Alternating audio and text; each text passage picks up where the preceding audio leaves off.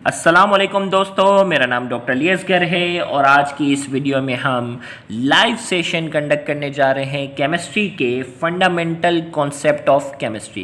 Chemistry के आज के topic fundamental concept of chemistry के हम एमसीक्यू लाइव सेशन में जो है वो डिस्कस करने जाएंगे। तो जैसा कि आप जानते हैं कि लाइव वीडियो की नोटिफिकेशन स्टूडेंट तक पहुँचते हुए तकरीबन 1 से 2 मिनट लगते हैं। तो जिन जिन बच्चों को लाइव वीडियो की नोटिफिकेशन रिसीव हो रही हो वो कमेंट में अपना नाम और अपने शहर का नाम जो है वो लाजमी सेंड करें और इस वीडियो की नोटिफिकेशन रिसीव होते ही इस वीडियो का लिंक अपने दोस्तों तक जो है वो लाजमी शेयर कर दें ताकि वो भी आज के इस लाइव सेशन में जो है वो पार्टिसिपेट कर सकें। याद रहे हमारा जो लाइव सेशन है वो रोज़ाना रात 10 बजे हम एमसीक्यू डिस्कस करते हैं और हमारे एक लाइव सेशन में तकरीबन हम 15 से 20 एमसीक्यू जो है वो डिस्कस करते हैं। तो अगर आप सोचें कि रोज़ाना की बेस पर 15 से 20 एमसीक्यू अगर आप लाइव सेशन में प्रैक्टिस में शामिल हो रहे हैं तो साल भर में आप कितने एमसीक्यू कवर कर सकते हैं। तो साल भर में आप बहुत सारे एमसीक्यू कवर कर सकते हैं और साथ ही साथ अगर आप हमारे रजिस्टर्ड ग्रुप में शामिल होते हैं तो पिछले 3 सालों से, गौर से सुनिएगा, अगर आप हमारे रजिस्टर्ड ग्रुप में शामिल होते हैं तो पिछले 3 सालों से जो हज़ारों की तादाद में हमने लेक्चर रिकॉर्ड किए हैं और हज़ारों की तादाद में जो हमने एमसीक्यू डिस्कस किए हैं वो तमाम एमसीक्यू आप जो है वो एक्सेस कर सकेंगे और साथ ही साथ वीकली ऑनलाइन टेस्ट जो होते हैं वो भी देख सकेंगे। आप यकीन करें कि इतने ज़्यादा एमसीक्यू की एक्सप्लेनेशन आपको जो है वो प्रोवाइड की जाएगी जो कि किसी भी इंस्टीट्यूट में फिजिकल क्लासेस में हज़ारों रुपए पे करके भी कोई टीचर आपको इतने एमसीक्यू नहीं समझा सकता, क्योंकि वो टीचर जो होगा वो एक लिमिटेड टाइम में आपको चीज़ें एक्सप्लेन कर सकता है। जबकि हमने पिछले 3 सालों में जितने भी एमसीक्यू जो है वो हमने एक्सप्लेन किए हैं वो सारे के सारे हमारे पास जो है वो रिकॉर्डेड फॉर्म में जो है वो मौजूद होते हैं। तो आप ये समझ लें कि 3 साल से जो मेहनत हम बच्चों पे कर रहे हैं वो सारी मेहनत जो है वो आप एक्सेस कर सकते हो और इतनी ज़्यादा प्रैक्टिस करके आप फाइनल टेस्ट में अपेयर हो सकते हो कि बाकी बच्चे जो हैं, मतलब आपकी मेहनत इतनी ज़्यादा होगी, आपके पास वैरायटी ऑफ क्वेश्चन इतने ज़्यादा होंगे कि दूसरे आपसे कम्पीट नहीं कर सकेंगे। तो चले भाई, अब बहुत से बच्चों को जो है वो लाइव वीडियो की नोटिफिकेशन जो है वो रिसीव हो गई है। तो चले हम स्टार्ट करते हैं आज का सबसे पहला एमसीक्यू। याद रहे स्टार्टिंग में हम बेसिक एमसीक्यू से जो है वो डिस्कशन शुरू करेंगे और आहिस्ता आहिस्ता एमसीक्यू का लेवल जो होगा वो मुश्किल होता जाएगा और उसमें न्यूमेरिकल बेस के भी बहुत सारे सवाल हम शामिल करेंगे। तो आज का सबसे पहला और बुनियादी सवाल, the atom of an element is. Atom of an element, किसी भी एलिमेंट में एटम की हैसियत क्या है। ए में कहा जा रहा है द स्मॉलेस्ट पार्टिकल, बी में कहा जा रहा है द फंडामेंटल पार्टिकल, सी में कहा जा रहा है इंडिपेंडेंट पार्टिकल और डी में कहा जा रहा है चार्ज पार्टिकल। तो 4 ऑप्शन आपके सामने हैं और आपने एक ऑप्शन जो है वो सेलेक्ट करना है। किसी भी एलिमेंट में एटम की हैसियत क्या होती है। तो बहुत सारे बच्चों ने जो है वो इस वक्त कमेंट में अपना अपना ऑप्शन जो है वो सेलेक्ट कर लिया है। तो मैं इसका जो है वो करेक्ट आंसर बताने जा रहा हूँ। तो बहुत ही सिंपल आंसर है और वो है द स्मॉलेस्ट पार्टिकल। किसी भी एलिमेंट का जो छोटा सा पार्टिकल, स्मॉलेस्ट पार्टिकल है, उसे हम क्या कहते हैं, एलिमेंट कहते हैं। ये एटम की एक छोटी सी डेफिनेशन थी। इसमें भी देखो कुछ बच्चों ने कमेंट में आंसर जो है वो गलत लिखा है। नेक्स्ट एमसीक्यू इस वक्त आपके सामने स्क्रीन पर है, which of the sub atomic particle is not charge. इनमें से कौन सा सब एटॉमिक पार्टिकल है जो चार्ज नहीं होता। बिल्कुल बच्चों वाला सवाल। Option A electron, option B proton, option C neutron and option D all of them. इनमें से कौन सा सब एटॉमिक पार्टिकल है जो चार्ज नहीं होता। तो ये बच्चों को पता है, बिल्कुल 9 क्लास के स्टूडेंट को भी पता होगा। न्यूट्रॉन, न्यूट्रॉन के ऊपर कोई चार्ज नहीं होता, इलेक्ट्रॉन के ऊपर नेगेटिव चार्ज होता है और प्रोटॉन के ऊपर पॉजिटिव चार्ज होता है। अगला एमसीक्यू आपके पास थोड़ा सा कैलकुलेशन बेस हो गया है और वो कैलकुलेशन बेस सवाल जो है, the wavelength of visible light is 500 nanometer in SI unit, this value is. हमें कहा जा रहा है the wavelength of visible light. Visible light जो है ना उसकी वेवलेंथ जो है वो कितनी है, 500 nanometer in SI unit, this value is. SI unit के अंदर ये वैल्यू किसके बराबर होगी। 4 ऑप्शन आपके सामने। Option A 5 exponent -8 meter, option B 5 exponent -9 meter, option C 500 exponent -7 meter और ऑप्शन डी 500 एक्सपोनेंट -9 मीटर। तो A B C D 4 option आपके सामने। कमेंट में जल्द से जल्द अपना ऑप्शन जो है वो कमेंट में लिख दे सारे बच्चे। तो जल्द से जल्द बच्चे जो है वो, उनमें से तकरीबन बहुत से बच्चों ने जो है वो कमेंट सेक्शन में अपना ऑप्शन जो है वो सेलेक्ट कर लिया है। तो कमेंट सेक्शन में देखते हैं किसका। तो नैनो का मतलब तो सबको पता होगा, नैनो का मतलब होता है एक्सपोनेंट -9। भाई मिली का मतलब एक्सपोनेंट -3, माइक्रो का मतलब एक्सपोनेंट -6, नैनो का मतलब एक्सपोनेंट -9। तो 500 नैनोमीटर है, तो 500 को अपनी जगह रखो और नैनो की जगह लिख दो एक्सपोनेंट -9, तो आपके पास आंसर आ गया। तो इन ऐसा यूनिट क्या होता है, मीटर। इन ऐसा यूनिट दिस वैल्यू इज, ये वैल्यू है बराबर किसके, 500 एक्सपोनेंट -9 मीटर के बराबर है। लिहाजा जिन बच्चों ने कमेंट सेक्शन में ऑप्शन डी सेलेक्ट किया है उन तमाम बच्चों का आंसर जो है वो करेक्ट है, 500 एक्सपोनेंट -9 मीटर। नेक्स्ट एमसीक्यू इस वक्त आपके सामने स्क्रीन पर जो नजर आ रहा है, the atomic mass is measured in atomic mass unit, जिसे शॉर्ट में हम AMU कहते हैं, which is equal to, atomic mass जो है ना, किसी भी एटम का जो एटॉमिक मास होता है उसे AMU में मेजर करते हैं, जिसकी फुल फॉर्म है एटॉमिक मास यूनिट। तो हमें कहा जा रहा है कि ये जो 1 एटॉमिक मास यूनिट है ये किसके बराबर है, which is equal to, 1 atomic mass unit जो है वो किसके बराबर है। ऑप्शन ए आपके सामने 1.661 exponent -27 kilogram, 1.661 exponent -24 kilogram, 1.661 exponent -27 ग्राम, 1.661 एक्सपोनेंट -24 मिलीग्राम। तो आपने इसमें से क्या करना है, एक ऑप्शन जो है वो सेलेक्ट करना है। तो ये बाकायदा बुक में क्लियर कट लिखा हुआ है, इसमें परेशान नहीं होना। बुक अगर आप पढ़ोगे ना तो इसमें लिखा हुआ है कि 1 AMU is equal to 1.661 exponent -27 kilogram. तो 1 AMU हमारे पास बराबर है, 1 AMU हमारे पास बराबर है किसके, 1.661 एक्सपोनेंट -27 किलोग्राम जो है हमारे पास इस MCQ का करेक्ट आंसर है। लिहाजा जिन बच्चों ने ऑप्शन में कमेंट में ऑप्शन ए सेलेक्ट किया है उनका आंसर करेक्ट है। नेक्स्ट MCQ आपके सामने इस वक्त जो स्क्रीन पर हमने रखा हुआ है, aluminium +3 is a symbol for aluminium. Al+3 जो है वो किसका सिंबल है, एल्यूमिनियम की किस चीज़ का सिंबल है, एल्यूमिनियम के एटम का सिंबल है, एल्यूमिनियम के आयन का सिंबल है, एल्यूमिनियम के कैटायन का सिंबल है, एल्यूमिनियम के एनायन का सिंबल है। तो आपने जो है वो इन चारों में से एक ऑप्शन जो है वो कमेंट सेक्शन में लिखना है। तो देखते हैं कि किसका MCQ करेक्ट होता है। याद रखिएगा ये MCQ नहीं है, ये BCQ है। BCQ का मतलब होता है best choice question.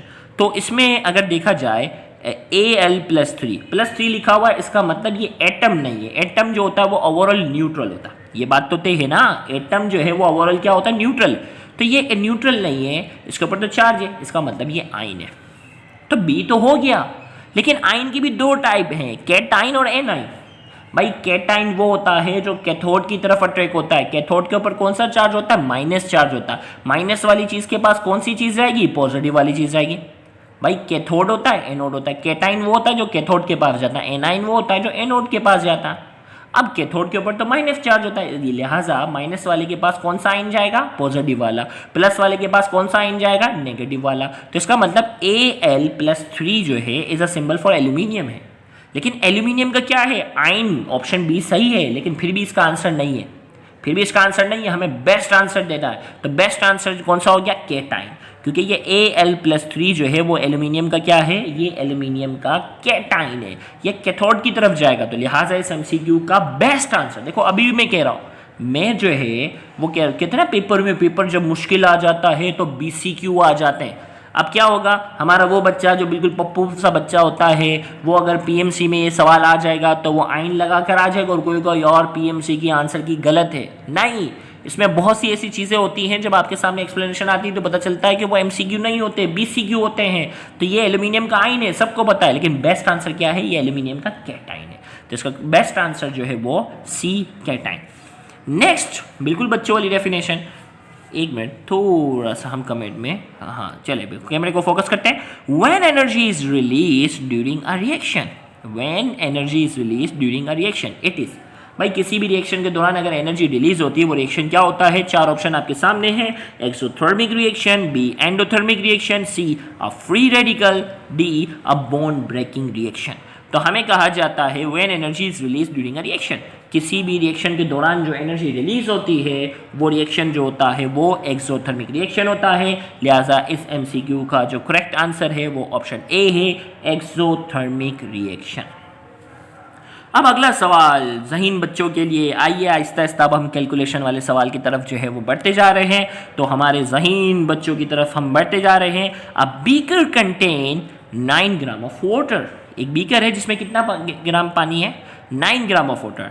The number of hydrogen atom is, उसमें हमें बताने हैं नंबर ऑफ हाइड्रोजन एटम कितने हैं। Option A 6.02 exponent 23, option B 3.01 exponent 23, option C 6.02 exponent 24, option D 3.01 exponent 23। Paper और पेन सामने रखें, कैलकुलेटर आपने जो है वो सामने नहीं रखना, क्योंकि कैलकुलेटर जो है वो अलाउ नहीं होता। हाँ, ईकेड वाले हो तो आप कैलकुलेटर रख सकते हो, लेकिन एमडीकेड वाले हो तो आपने कैलकुलेटर अपने सामने नहीं रखना, आपने मैनुअली कैलकुलेशन करनी है, और मैं भी मैनुअली कैलकुलेशन करके बताऊंगा।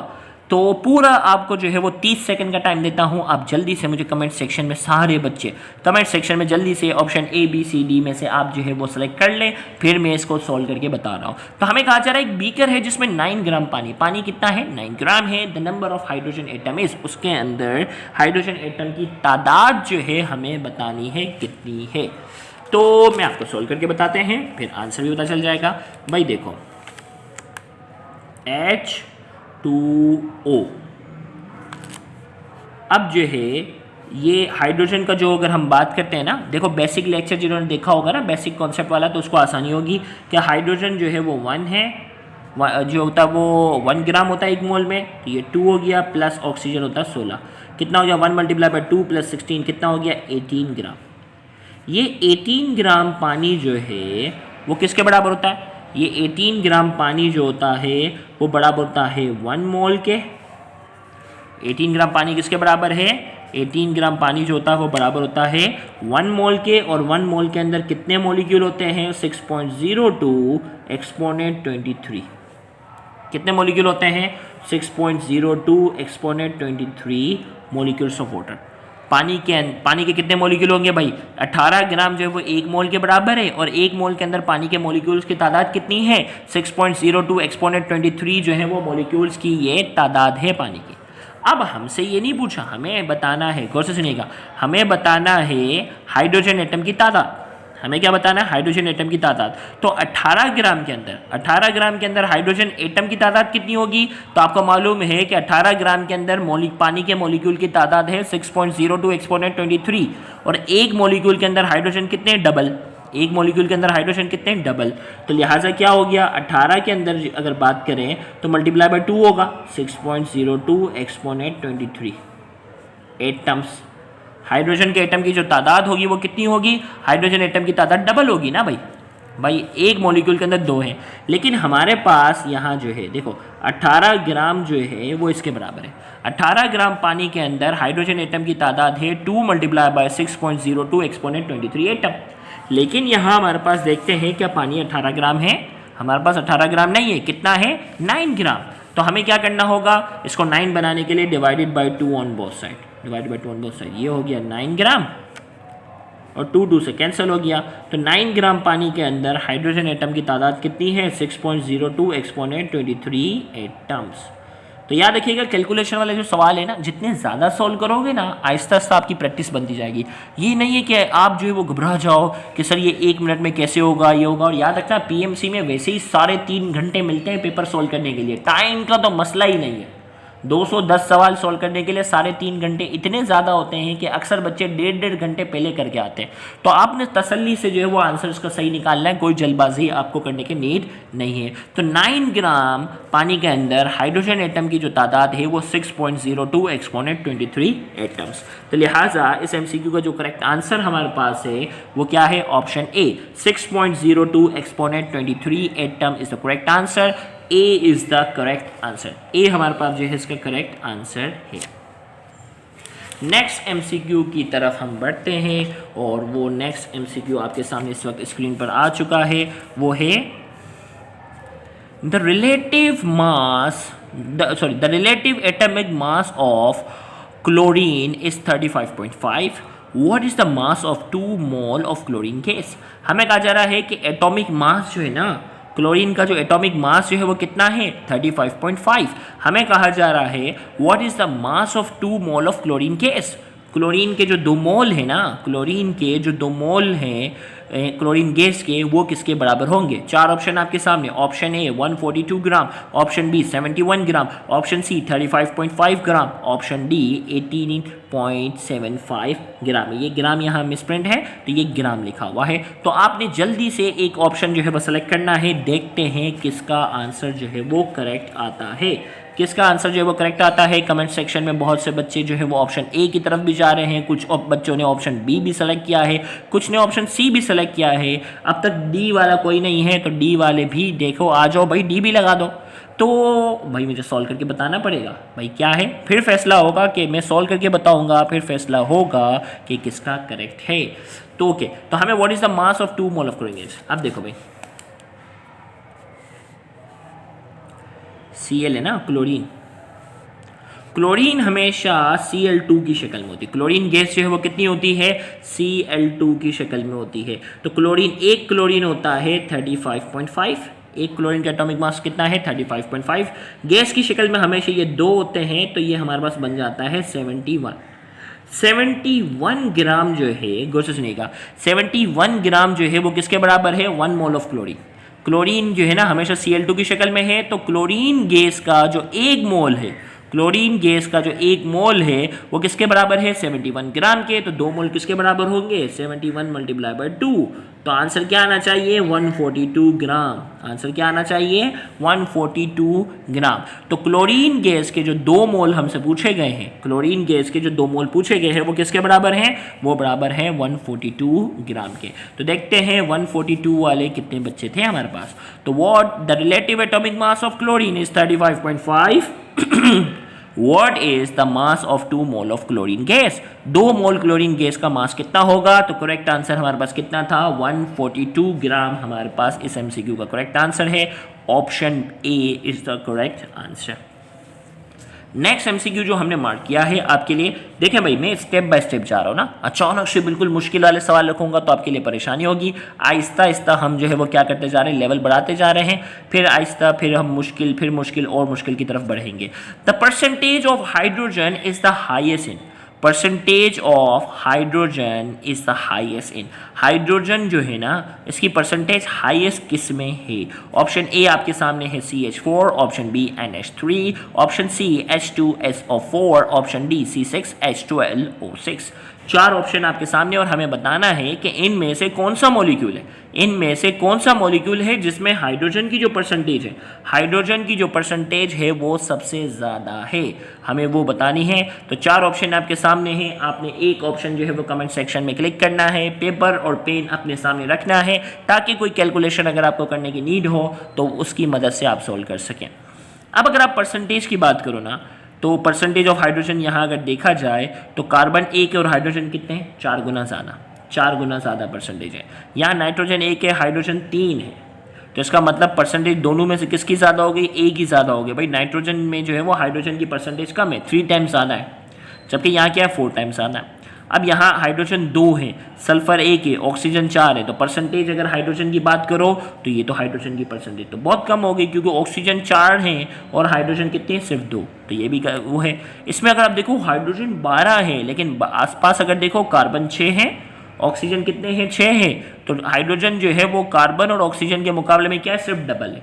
जबकि यहाँ क्या था 4 टाइम्स, यहाँ कितना था 3 टाइम्स, यहाँ तो क्या था बहुत ही कम था, यहाँ क्या है डबल है। तो करेक्ट आंसर आपके पास क्या होना चाहिए, हमारे पास जो करेक्ट आंसर है वो क्या है ऑप्शन ए हमारे पास जो है वो करेक्ट आंसर है और वो है CH4 is the correct answer. इसमें हाइड्रोजन जो है वो कार्बन के मुकाबले में 4 गुना ज़्यादा है। सबसे ज़्यादा परसेंटेज जो हाइड्रोजन की है इन चारों ऑप्शन में सबसे ज़्यादा ऑप्शन ए में है, CH4 is the correct answer.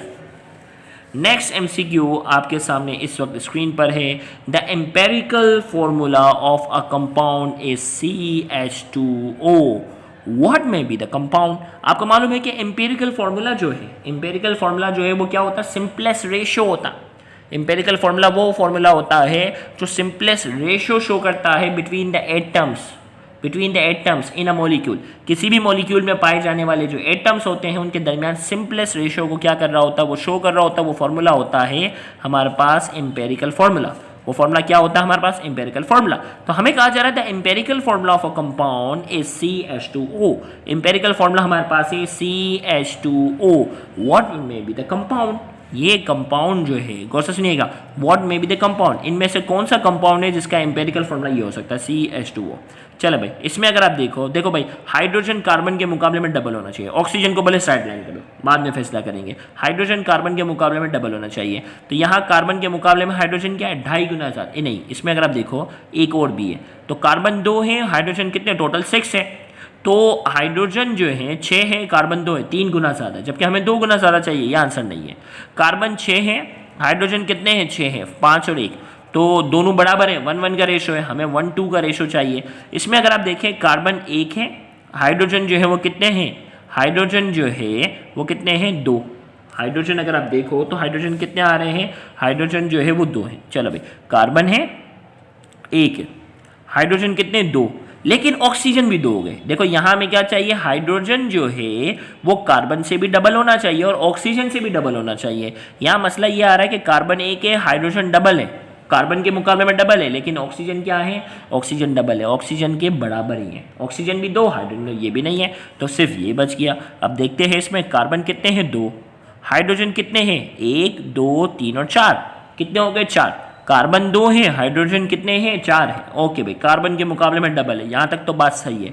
Oxygen की अगर मैं बात करूँ तो ऑक्सीजन कितने, 2, हाइड्रोजन कितने हैं, 4, मतलब इसका मतलब हाइड्रोजन ऑक्सीजन के मुकाबले में भी क्या है, हाइड्रोजन जो है वो ऑक्सीजन के मुकाबले में भी क्या है, ऑक्सीजन के मुकाबले में भी डबल है, ऑक्सीजन के मुकाबले में भी डबल है। इसका मतलब हमें हमारा करेक्ट आंसर जो है वो क्या है, option D is the correct answer. Option D क्या है, करेक्ट आंसर है, क्योंकि इसका एम्पेरिकल फॉर्मूला यही है कि कार्बन के मुकाबले में हाइड्रोजन डबल है और हाइड्रोजन जो है वो ऑक्सीजन के मुकाबले में भी डबल है। इस एमसीक्यू का करेक्ट आंसर हमारे पास है ऑप्शन डी। नेक्स्ट एमसीक्यू जो इस वक्त आपके सामने स्क्रीन पर हमने रखा हुआ है वो है आइसोटॉप डिफरेंट। आइसोटॉप्स पढ़ते हो ना, आइसोटॉप में बेसिकली किस चीज़ का डिफर होता है, आइसोटॉप में बेसिकली किस चीज़ का डिफर होता है, number of neutron, number of proton, number of electron, number of atoms. तो आइसोटॉप में क्या होता है, सेम नंबर ऑफ प्रोटॉन होते हैं लेकिन डिफरेंट नंबर ऑफ क्या होते हैं, न्यूट्रॉन होते हैं। Atom of same element having the same number of proton but the different number of neutron are known as isotope of each other। तो isotopes जो होते हैं उसमें नंबर ऑफ प्रोटॉन सेम होते हैं, नंबर ऑफ इलेक्ट्रॉन भी same होते हैं, लेकिन जो मसला आता है वो किस में होता है, नंबर ऑफ न्यूट्रॉन पर। जैसे प्रोटियम है, हाइड्रोजन का आइसोटॉप है, उसमें कोई न्यूट्रॉन नहीं होता, ड्यूटेरियम में 1 न्यूट्रॉन होता है और ट्राइटियम के अंदर जो है वो 2 न्यूट्रॉन होते हैं, लेकिन प्रोटॉन और इलेक्ट्रॉन की तादाद तीनों में क्या होती है, सेम होती है। तो isotope differ in number of neutron is the correct answer.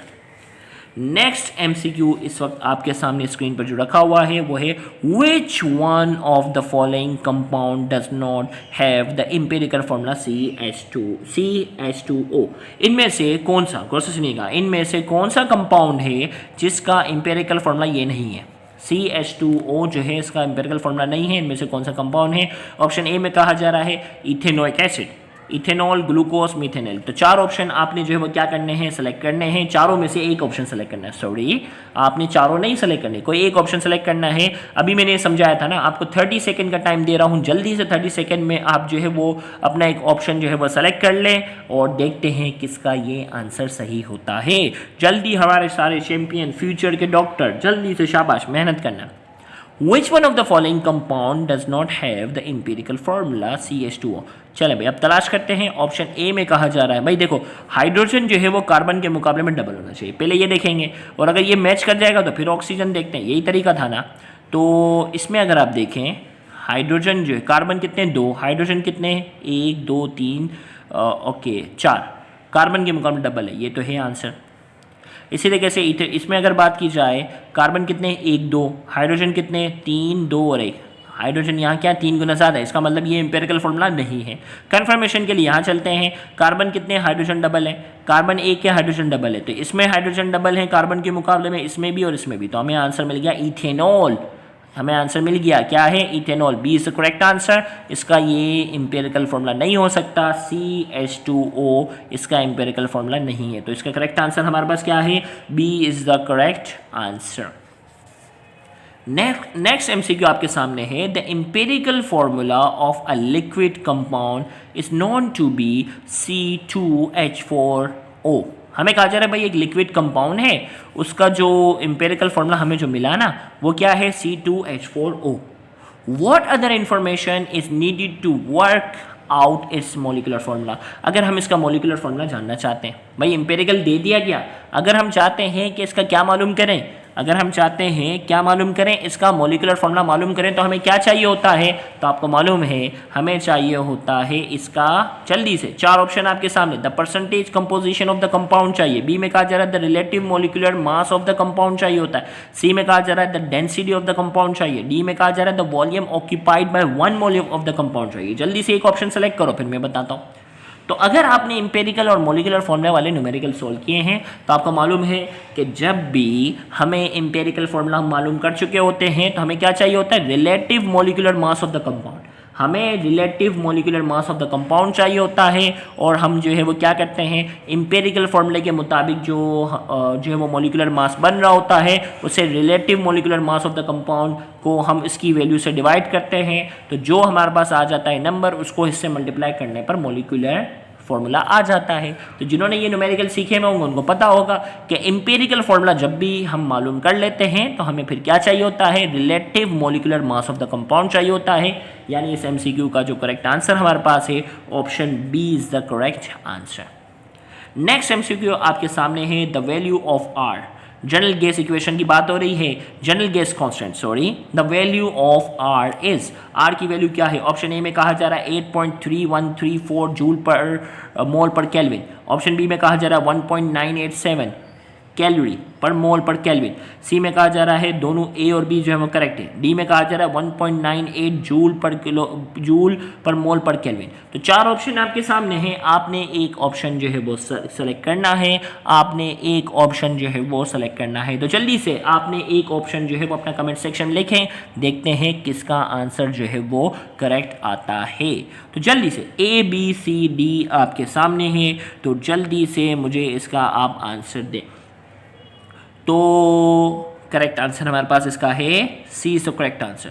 तो हमारे पास जनरल गैस कांस्टेंट की ये वैल्यू तो सबको याद है 8.3134 जूल पर मोल पर केल्विन, लेकिन ये वाली वैल्यू कैसे आई, तो आपका मालूम है कि 1 कैलोरी बराबर होती है 4.18 जूल के, 1 calorie is equal to 4.18 joule के। तो आप इस जूल वाली वैल्यू को 4.18 से क्या करो, डिवाइड करो, तो आपके पास वैल्यू किस में आ जाएगी, कैलोरी वाली। तो कैलोरी वाली वैल्यू क्या आ गई, 1.987 कैलोरी पर मोल पर केल्विन। ये भी करेक्ट है। तो करेक्ट आंसर हमारे पास इस एमसीक्यू का क्या हो गया, करेक्ट आंसर हमारे पास इस एमसीक्यू का है both A and B are the correct answer. Next MCQ आपके सामने, ये पेन से थोड़ा गलती से निशान लग गया मुझसे, the percentage of which element, the percentage of which element in the organic compound is determined by the different method. जब भी हम इंपेरिकल फार्मूला, जब भी हम मॉलिक्यूलर फार्मूला हम मालूम करने जाते हैं तो इनमें से कौन सा एलिमेंट है जिसका हम परसेंटेज डिफरेंट मेथड से निकालते हैं। ऑप्शन ए में कहा जा रहा है कार्बन, ऑप्शन बी में कहा जा रहा है हाइड्रोजन, ऑप्शन सी में कहा जा रहा है नाइट्रोजन, ऑप्शन डी में कहा जा रहा है ऑक्सीजन। तो डिफरेंट मेथड से, गौर से सुनिएगा, डिफरेंट मेथड से किस एलिमेंट का हम परसेंटेज जो है वो थोड़ा अलग मेथड से क्या करते हैं, मालूम करते हैं। तो 4 ऑप्शन आपके सामने हैं, जल्दी से मुझे बताएं कि किस एलिमेंट का हम जो है वो थोड़ा अलग मेथड से परसेंटेज जो है वो मालूम करते हैं। तो A carbon, B hydrogen, C nitrogen and D oxygen. तो देखते हैं हमारे ज़हीन बच्चों में से किसका आंसर जो है वो करेक्ट है। तो याद मैं आपको रिकॉल करवाऊं कि जब भी आप इंपेरिकल और मॉलिक्यूलर फॉर्मूले का न्यूमेरिकल सोल्व कर रहे होते हैं ना, इंपेरिकल और मॉलिक्यूलर फॉर्मूले का जब आप न्यूमेरिकल को सोल्व कर रहे होते हो तो उसमें क्या देखते हैं, उसमें हम ये देखते हैं कि पहले हम सबकी परसेंटेज निकालते हैं और आखिर में 100 में से माइनस करके हम ऑक्सीजन की परसेंटेज निकालते हैं। जो भी इंपेरिकल और मॉलिक्यूलर फॉर्मूला का जब भी कोई न्यूमेरिकल आता है, ऑक्सीजन की परसेंटेज हम हमेशा 100 में से माइनस करके क्या करते हैं, निकाल रहे होते हैं। तो ये सीधी सीधी बेसिक बात पूछी गई है। तो हमारे पास इसका जो है वो करेक्ट आंसर हमारे पास क्या है, डी ऑक्सीजन। तो इसके साथ ही लाइव सेशन में आज हमने जो है वो कुछ basic MCQ fundamental concept of chemistry के हमने डिस्कस किए। अगले हम जो है वो लाइव सेशन के अंदर न्यूमेरिकल टाइप के कुछ लेवल अब हाई होगा, फंडामेंटल कॉन्सेप्ट तो होगा, फंडामेंटल कॉन्सेप्ट ऑफ केमिस्ट्री के। अब हम थोड़े मुश्किल एमसीक्यू को जो है वो सॉल्व करेंगे, तो उसके लिए भी आपने अगले लाइव सेशन में है जो तैयार रहना है, पेपर और पेन लेकर आपने खड़े होना है। एमसीक्यू चाहे कितने ही मुश्किल क्यों ना लगे, आपकी प्रैक्टिस एक दिन उन तमाम चीज़ों को क्या कर देती है, आसान बना देती है। तो थोड़ा सा मैं आपको मोटिवेशन वाली बात भी बता देता हूँ कि ये है, याद रखिएगा, प्रैक्टिस जो होता है वो तमाम चीज़ों को जो है वो आसान बना देता है। हर एक्सपर्ट जो होता है वो ज़िंदगी में कभी ना कभी बिगिनर होता है। तो आप अगर एमसीक्यू में वीक हो तो आज ही अपनी कॉपी में लिखें कि एक ना एक दिन आपने जो है वो एमसीक्यू में अपने आप को चैंपियन बनाना है।